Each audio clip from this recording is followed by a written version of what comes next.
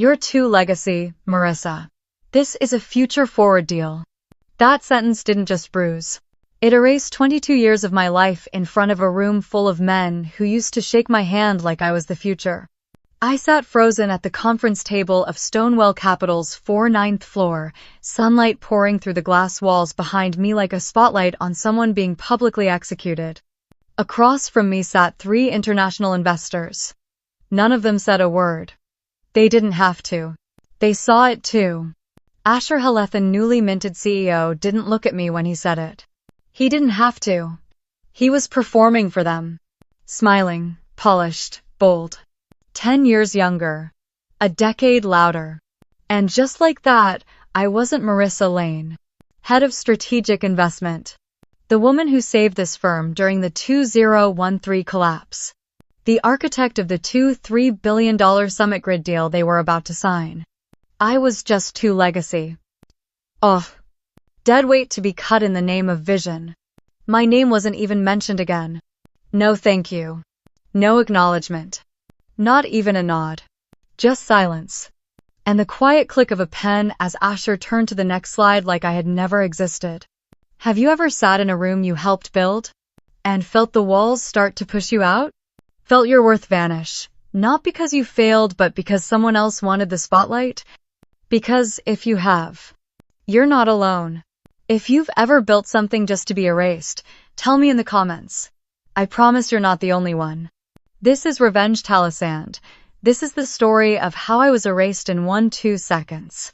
And how I spent the next 1-2 weeks reclaiming every single inch of my power. Keep watching. It gets louder after the silence. I didn't walk out of that boardroom. I disappeared from it. 1 second, I was at the center of the table, briefing 3 continents on renewable market stability. The next, I was just noise they wanted to mute. But here's the thing no one in that room seemed to remember. I didn't arrive at Stonewall Capital on a private jet. I walked through its glass doors 22 years ago with a second-hand blazer and a notepad full of dreams. My first office was a storage closet they'd emptied out for a trial assistant. I brewed coffee, formatted pitch decks at 1 a.m., translated supplier contracts because I was the only one who spoke Japanese. I never complained. Not when I missed Thanksgiving 3 years in a row. Not when I slept in a terminal during the 2008 Icelandic ash cloud just to make a meeting in Zurich. Not when I stayed behind after my mother's funeral to finalize a clause that kept us from defaulting on a deal in Jakarta. Because I believed in what we were building. I believed I was building it. Stonewall didn't have an international energy arm until I drafted the framework for it in the back of a red-eye flight, balancing a laptop on a tray table and a stack of cold pretzels. The Summit Grid project? That was my 10th multi-market integration in 8 years. The first 9. No one even talks about anymore. I didn't get here by being flashy. I got here by being right. Quietly. Consistently. There was a time, not long ago, when they used to say, if Lane's in the room, the deal's already halfway done. Clients trusted me. I knew their customs. I remembered their kids' names. I sent baby gifts from Osaka to Calgary because I listened. And yet somehow, all of me was reduced to a single word in Asher Hale's mouth. Legacy. Not wisdom. Not experience. Just a limitation and outdated file to delete. I guess it happened slowly at first. One skipped meeting. One CC line you're missing from. Then one day, you walk into a room and realize the chairs are filled with younger, louder people. People who say things you once said, but louder and without citation. And no one notices you're still standing. You don't know the last time someone asked for your opinion. You only notice when it's gone. There was a moment, maybe a year ago, when I stayed late to proofread a compliance doc. The kind of thing that would make or break an international license. Next morning, Asher presented it to the board like he'd drafted it on the back of a napkin. He didn't mention I wrote every word. That was the first time I felt it. Not anger. Not pride. Just emptiness. Like a ghost watching its name fade from a nameplate. But I didn't speak up. I thought I was taking the high road. Turns out, Silence doesn't always mean strength. Sometimes it's just the space they need to erase you. And they were almost done. Almost. Because while they forgot the legacy, they underestimated the woman who built it. And I was just getting started. The hallway outside the boardroom felt colder than usual. Maybe it was the marble. Or maybe it was the fact that for the first time in 22 years, I didn't belong there anymore. No one followed me. No one called my name. Even the receptionist who once used to beam whenever I brought her coffee from Tokyo didn't look up. I was invisible now. Funny how quickly it happens. You walk out of a room you once commanded, and suddenly the silence you used to own turns on you. Becomes a wall. The elevator took forever to arrive. Or maybe time just stretches when you're carrying everything you've ever built in the pit of your stomach. When the doors finally opened, I didn't step in right away. I just stood there for a second, watching my reflection in the brushed steel. Not out of vanity. I just needed to see myself. I looked tired. Not weak, just worn. Like something had been scraped away. There was a moment, standing in that empty corridor, when I almost turned around. Almost walked back in to demand answers, raise my voice, reclaim the seat that should have never been taken from me. But then I remembered. They wanted a reaction. Something to justify their erasure. Instead, I took one step in. The elevator doors closed behind me with a soft hiss. And I was alone. The descent was slow. 10 seconds of silence that somehow said more than any boardroom speech ever could. I didn't cry. I didn't scream. I just stood there with my hands folded, trying to remember the last time I'd felt like I belonged. Not in a title. Not in a role. But in a place. Stonewall used to feel like mine. Now it felt like a shell someone else was trying to wear. As I stepped out into the atrium, a gust of conditioned air hit me. Artificial. Perfect. Like the people upstairs. I glanced once at the LED ticker running across the far wall. Stonewall advances summit grid negotiations with Hale at helm. My name wasn't on it. I could feel something inside me shifting.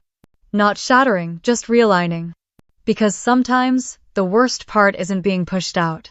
It's realizing no one noticed you left. That's what erasure really feels like. It doesn't scream. It whispers. You start to question everything. Was I ever really in the room?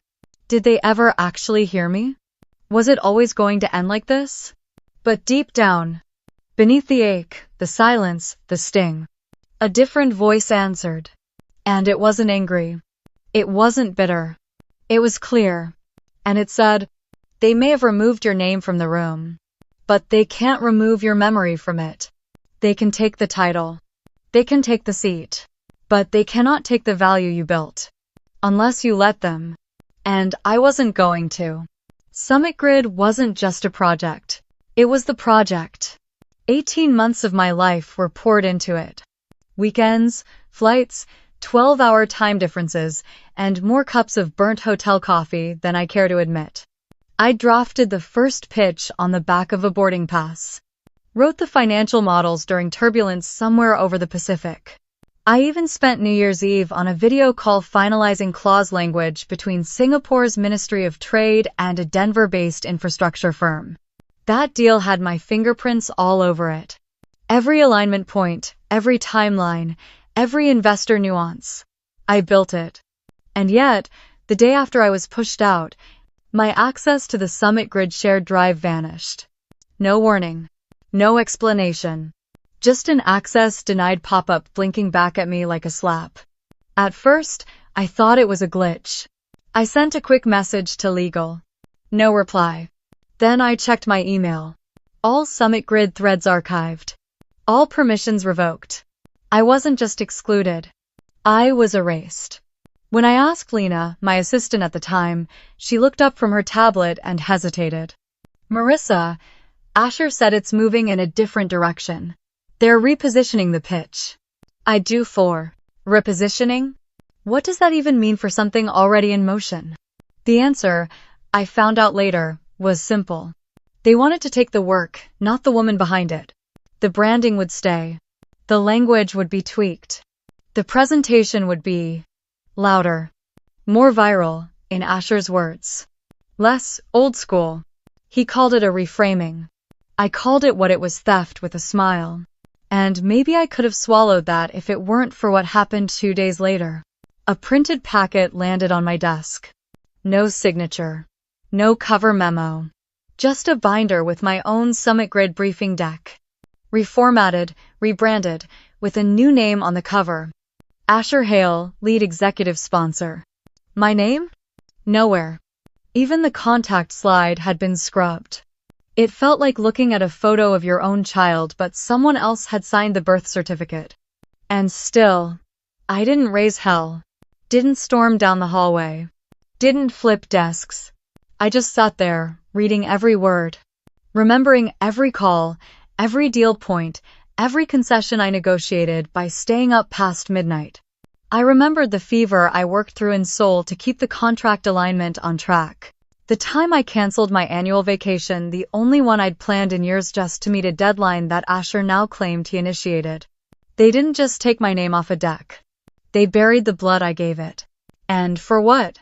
A younger smile in a sharper suit? A flasher pitch with a better soundtrack? Maybe. But deep down, I knew the truth. Summit Grid still held my structure. It still moved because I'd given it motion. And while they might have thought I was gone, the bones of that project still answered to me. They just didn't know it yet. It started with a message. Not dramatic. Just a plain text email from a contact I hadn't spoken to in over 5 years. You in Chicago this week? The sender, Ray Nakamura. Partner at Hinota Ventures. And once, the only person who had ever pulled me aside after a ruined deal and said, "They may forget your title, but I won't forget your impact." I stared at the screen for a long time before answering. My fingers hovered above the keyboard, not sure if I wanted to open that door. But something inside me whispered, "It's already open." So I replied, "Wednesday, 7 p.m. Izakaya Koi. No suits." End of 40. The restaurant was hidden under the blue line in Wicker Park. Just loud enough to give us privacy. Just quiet enough to hear the truth, if we were willing to speak it. Ray was already seated when I arrived. No tie. No pretense. Just a half-empty bottle of sake and 2 small cups. He looked up and gave a soft nod. I ordered light. Didn't know if you were coming hungry or cautious. Both, I said, sliding into the booth. He poured us each a drink. There was no small talk. He didn't ask about Asher. Didn't mention Stonewell. He just cut to it. "So, what would you do, Marissa?" he said, eyes locked on mine. "If you didn't need their permission anymore?" I didn't answer right away. Not because I didn't know, but because it was the first time someone had actually asked. I looked down at the steam rising from the cup between my hands. Let the quiet stretch just long enough to feel its weight. Finally, I said, "I'd build something real. But clean. Controlled. No noise. Just structure." He smiled. Leaned back slightly. There she is. That night, over miso and seaweed salad, we outlined the skeleton of a new entity. Lane Stratagem LLC. No investors, just a silent partner. No buzzwords, just airtight structure. Incorporated quietly in Delaware. Ownership under my full legal name. Encrypted vaults. Multi-jurisdiction compliance language. Nothing flashy. Nothing vulnerable. Only leverage. I remember the moment we clinked glasses to seal it. Not like a toast, but like 2 architects testing the foundation before the walls go up. This wasn't revenge. It was engineering. And I knew, sitting across from Ray that night, with the city rumbling quietly overhead, that I had just crossed an invisible threshold. On I'd never walk back over again. Some people go to war with swords. I chose footnotes. While Asher Hale was busy posing for Forbes' Young Titans feature, I was in a quiet office in Wilmington, Delaware, sitting across from a legal team that didn't blink when I said, "I need this airtight. If I fall, the structure has to rise without me." That was the first time I'd said it out loud, "if I fall." and the words felt heavier than I expected. Not because I feared the fall, but because I was planning for it. It wasn't paranoia. It was precision. See, I knew how the game worked. Stonewall wasn't going to fire me outright.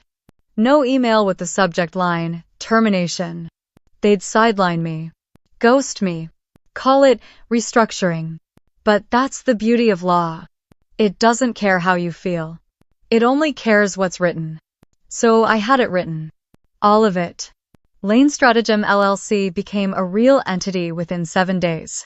Registered under my full legal name. Structured with silent financial backing, and clauses drafted for one single trigger. My unjust removal. We embedded it deep. Not in headlines, not in contracts that would raise eyebrows, but in a vendor neutrality policy. A 4-2-page compliance memo. The kind executives skim and approve with a lazy, looks good, clean it up. Buried inside Appendix B, under alternate execution pathways, was the fuse. It read, in the event that Miss Marissa Lane is removed from her executive position without formal cause and prior written notice, investment authorization for all cross-jurisdictional infrastructure agreements under review at the time of removal shall revert to Lane Stratagem, LLC, with full authority, oversight, and signature power transferred accordingly. No caps, no bold font. Just key it legal steel. It went through legal. Then compliance. Then Escher. He signed it. Of course he did. It was packaged inside a routine commercial disclosure pack. I remember his response. An email with 3 words. Looks dense, approve it. And a thumbs up emoji. I kept that email. Started. Printed a copy and had it notarized. Not because I was nostalgic, but because someday, it might be the receipt that changed everything. The lawyers at the table asked me once, "Are you sure you want to go this far?"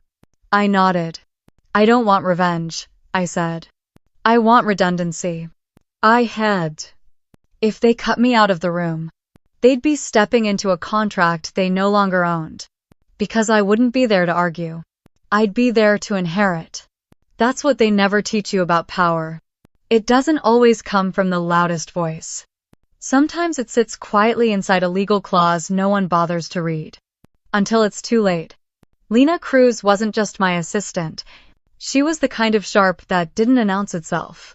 No flashy resume, no endless talking in meetings. Just precision, quiet, quick, and always 3 steps ahead of chaos. She started at Stonewall barely 6 months before everything began to crack.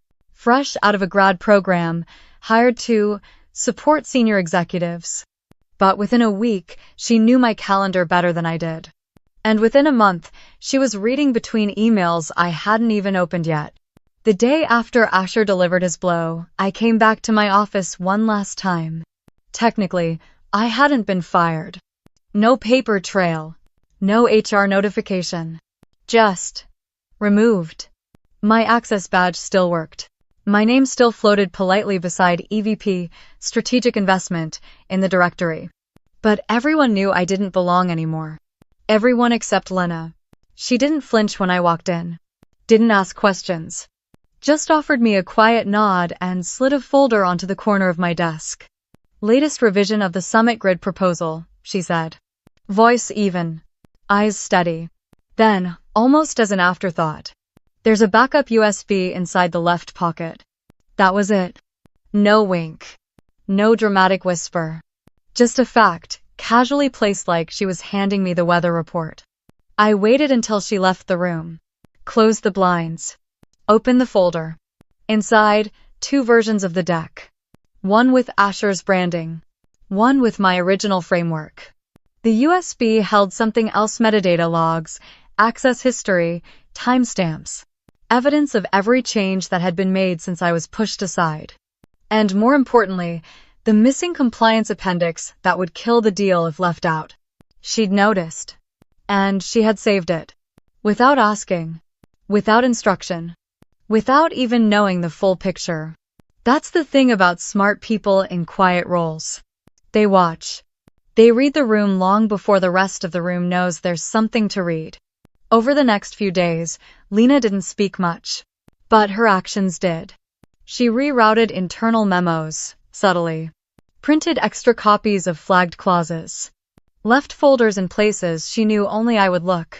She never asked what I was planning, but she moved like someone who had already chosen a side.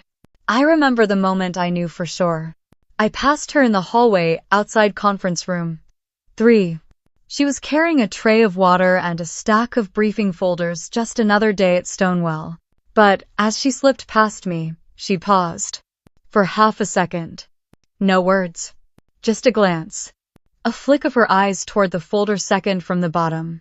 Later, when I opened it, I found a single slip of paper, folded neatly between pages. Clause 7. 3 was removed. Asher signed anyway. 12 words. No signature. No trace. But the message was clear. Lena wasn't just organizing the chaos anymore. She was helping me map it.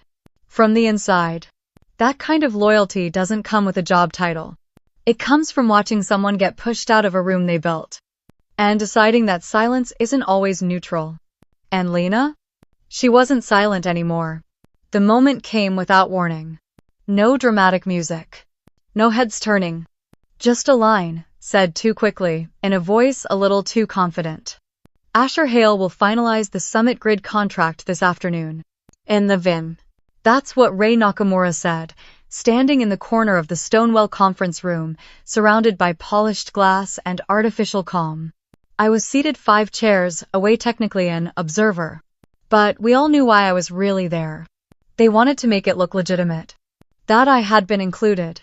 Respected. Witnessed. But I hadn't spoken a word since I entered. No one had asked me to. Asher stood at the head of the table, gesturing at slides I'd written, quotes I'd sourced, numbers I'd modeled. As if they were his. And then, Ray asked it. Clause 1, 2, 4, he said flatly. Has it been cleared through sovereign compliance? There was a flicker in Asher's eyes. Just for a moment. A microsecond of hesitation. Yes, he said. Standard process. Our legal team signed off. But I knew that clause. I wrote it. And it wasn't standard. It was buried inside the very document Asher had dismissed months ago, the fallback clause. And Lena had just slipped me a printed email with a timestamp. That clause hadn't been cleared. Not even close. So I spoke. For the record, I said calmly. No compliance validation has been processed for clause 1, 2, 4. The regulatory requirement hasn't been triggered. Yet. Silence. Then eyes turned toward me. Asher stiffened. Ray tilted his head. Not surprised. Just waiting. I reached into my folder, pulled out the backup Lena had slipped me 3 days earlier, dropped it gently onto the table. Inside? All versions. With edit logs. With signatory tracking. With metadata. It wasn't loud. It wasn't angry. It was undeniable. And then came Ray's Lynn, delivered so softly, it nearly vanished in the hum of the AC. If she's not in the room, this deal doesn't exist. The temperature shifted. Not in the air, but in everyone's posture. And Asher. He knew. He'd walked into this room thinking he held the signature. But all he had was a stage. The contract was real. The numbers were real. But the authority? The person who could legally make it binding? Was sitting quietly 5 chairs away, with her name printed on the only copy that mattered. If you've ever been underestimated but still held the final piece hit, like, your silence might just be your greatest move. Because in that moment, I wasn't the forgotten EVP. I was the woman holding the keystone. And they had just realized the arch couldn't stand without me. Asher didn't speak right away. He stared at the documents I'd placed on the table like they were written in another language. One he hadn't bothered to learn. His smile faltered. Not all at once, but like a crack running quietly down glass, growing wider by the second. I think there's been a misunderstanding, he said, voice tight. But no one looked convinced. Ray didn't answer. He simply leaned back in his chair, arms folded, waiting. Waiting for Asher to admit something he didn't have the vocabulary for. Loss. On the other side of the table, one of the junior partners reached for the compliance folder again. He flipped to the flagged page, paused, then looked up slowly. This clause isn't valid without EVP signature, he said. Tone even. Not hostile, just final. Asher blinked. Twice. Then tried to recover. We've updated processes, he insisted. We streamlined the legal chain. This version doesn't require her oversight anymore. I didn't need to respond. The file already had. The metadata alone showed that the version being presented had been edited just 8 hours earlier. By Asher himself. No compliance team attached. No timestamp from the legal server. Just his initials. And a trail of changes that rewrote me out of the framework. He hadn't thought anyone would check. Because he assumed, like so many men in that room before him, that quiet meant absent. And that silence meant permission. But this time, the silence was watching. Recording. Tracking. Lena had made sure of that. Asher opened his mouth to say something else. Maybe a spin. Maybe a redirect. But then Sam, the external advisor from the regulatory fund, finally looked up and said it plain. Without Marissa Lane's authorization, this document doesn't meet international compliance.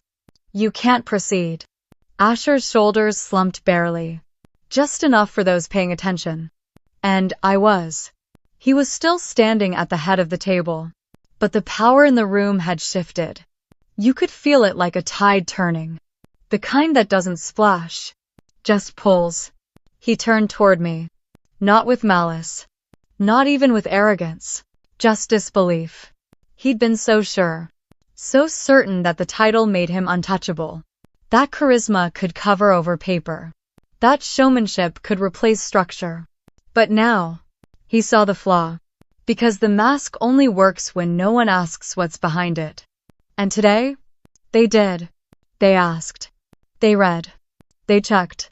And what they found wasn't a leader. It was a man with a spotlight and no foundation beneath him. Asher Hale, the visionary, the disruptor, the man who thought he could erase me with a shrug, was unraveling in real time. Not because I fought him out loud, but because I built something he never saw coming. And now, that mask of power he wore so proudly was starting to crack. The walls were white. Not cold, sterile white, but clean, deliberate. The kind of white that said, this room was designed for people who make decisions. McCall and Hart wasn't the kind of law firm you found on Google. It didn't advertise. It didn't need to. If you knew the name, you already knew why you were there. I stood in the hallway for a moment, letting the quiet settle. This time, I wasn't wearing a badge. I wasn't being escorted. I had walked in through the front door on my own. The receptionist didn't ask who I was. She didn't need to. She simply nodded once and said, "They're ready for you in room C." Room C. Funny how something so plain could carry so much weight. When I opened the door, 3 people were waiting. A transactional attorney in a navy suit. A representative from the Nakamura Fund. And a woman from a private equity group in Boston. The same one that once passed on Summit Grid when I was still with Stonewell. This time, she stood when I entered. All 3 of them did. "Miss Lane," the attorney said, gesturing toward the head of the table. "The documents are ready for your review." I sat. Slowly. Carefully. The contract lay open in front of me. No red lines. No edits. Just ink waiting for confirmation. I scanned the signature page for Stold Habit. And there it was. Authorized legal representative. Lane Stratagem LLC. M. Lane. Not Stonewell. Not Asher. No shared credit. No legacy titles. Just me. I reached for the pen. Not with trembling hands. Not with fire in my veins. Just calm. The kind of calm that comes after chaos. After being erased, replaced, and rewritten. only to return without asking. I pressed the nib to the paper, signed once, dated it, and then leaned back. Across the table, the attorney nodded. Timestamp logged. Confirmation processing now. The woman from Boston glanced at me, not with doubt, but with a quiet kind of recognition. You're the reason this deal is real, she said. That hasn't changed. I didn't smile. There was no need. The system processed the final file. Secure upload. Multi-jurisdictional transfer. Clause triggers locked. And just like that, it was done. At exactly 3:29 p.m., the Summit Grid Agreement was executed. Not under Stonewell Capital, but under Lane Stratagem LLC. There was no applause, no fanfare, just the soft hum of control finally falling into the right hands. Somewhere across the city, a different boardroom would be receiving an alert. One that would rewrite everything they thought they owned. And me? I wasn't rushing to tell them. I didn't need to. The signature was already echoing through every system they'd tried to lock me out of. But power doesn't ask for permission. It just signs. And shifts. I didn't walk back into Stonewell to reclaim anything. There was nothing left I wanted. New chair, new plaque, new title. Just a hallway I needed to pass through. On my terms. The sliding doors whispered open like they always did. Same soft hiss. Same over-polished marble. Same faint scent of eucalyptus from the HVAC. It could have been any other Tuesday. Except, it wasn't. Not for me. No one looked up at first. Why would they?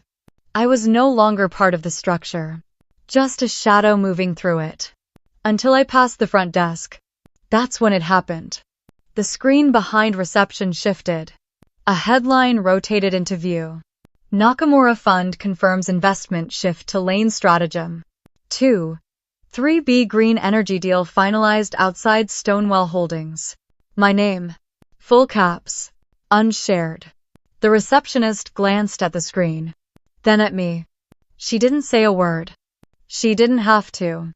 I kept walking. Across the atrium, near the side corridor, I saw her. Lena. She was holding a clipboard, pretending to read. But her eyes were already on me. Waiting. I walked up, slow, deliberate. We didn't hug. Didn't speak. Just stood there, two women in a building that once believed neither of us mattered. I rested my hand gently over hers for a second. She looked at me and whispered. I didn't want to be like them. I nodded. You weren't. That was all. That was enough. No applause. No grand gesture. Just two people who knew what it cost to keep your integrity. When no one else is watching. I turned toward the exit. Past the mirrored wall near the elevators. The same one I used to avoid eye contact with on hard days. This time, I looked. And I saw someone different. Not because I had changed how I dressed, or how I walked, but because I wasn't waiting anymore. Not for permission. Not for recognition. I wasn't chasing legacy.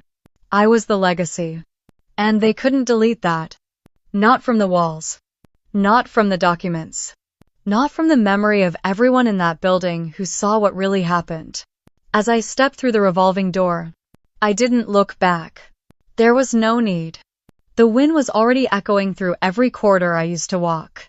Loud and undeniable. Even if no one said a word. Because sometimes, the loudest win isn't announced. It just walks out quietly. With everything that matters. Already signed. I don't remember exactly when the silence stopped feeling like punishment. Maybe it was somewhere between the final signature and the first news alert. Maybe it happened the moment I walked past the mirrored wall and didn't look away.